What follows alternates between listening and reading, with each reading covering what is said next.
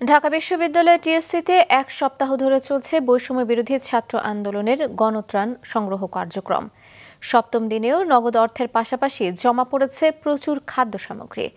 সাধারণ মানুষের পাশাপাশি ত্রাণ দিচ্ছে দেশি বিদেশি বিভিন্ন প্রতিষ্ঠানও। আরও জানাচ্ছেন মৌমিতা জান্নাত। মানুষ হয়ে মানুষের পাশে দাঁড়ানোর দুরন্ত ইচ্ছা নিয়ে দূর দূরান্ত থেকে প্রতিদিনই আসছেন ত্রাণ দিতে ইচ্ছুক সাধারণ মানুষ।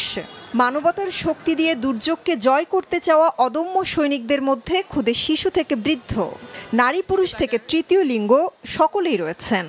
আমার আম্মু আমাকে টিফিনে টাকা দিত, সে টাকা যে অর্ধেক বাঁচত সে টাকা আমি আমার ব্যাংকে জমাতাম। তাদেরটাই নিয়ে খাচ্ছি, তাদের যদি পাশে না দাঁড়াই সেটা হবে না।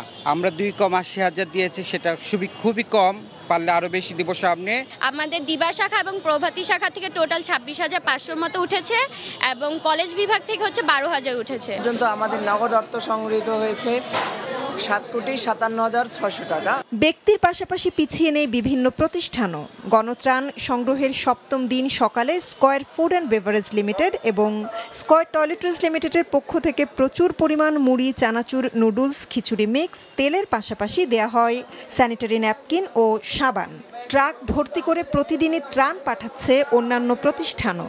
250-টিরও বেশি ডিজাইন অপশন নিয়ে ওয়ালটন স্মার্ট ফ্রিজ, বোঝে আপনার প্রয়োজন।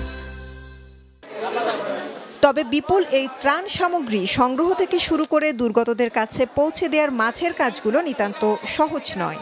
তবে আন্তরিকতা এবং দিনরাত একাকার করা পরিশ্রমের মাধ্যমে অত্যন্ত সংগঠিতভাবে শিক্ষার্থীরা বেশ কয়েকটি ভাগে সম্পন্ন করছেন সেই কাজ। প্রতিদিন 20 থেকে 25টির মতো ট্রাক বোঝাই করে পণ্য পাঠাচ্ছেন দুর্গত এলাকায়। আমরা সবাই এখানে নিরলসভাবে কাজ করতেছি। কেউ আছে সারা রাত কাজ করতেছে এবং এমনও কিছু আছে যারা 2 দিন 3 দিন রাত থেকে ঘুমায় নাই। রাতের প্যাকেটিং করে আমাদের গাড়ি লোড করতে হচ্ছে, গাড়িগুলো পাঠানো হচ্ছে।